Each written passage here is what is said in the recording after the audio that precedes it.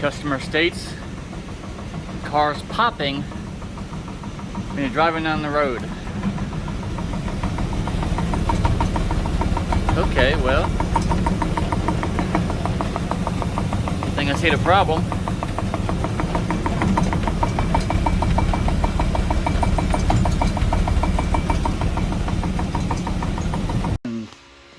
For those of you who don't know what that wobble was, your CV joint,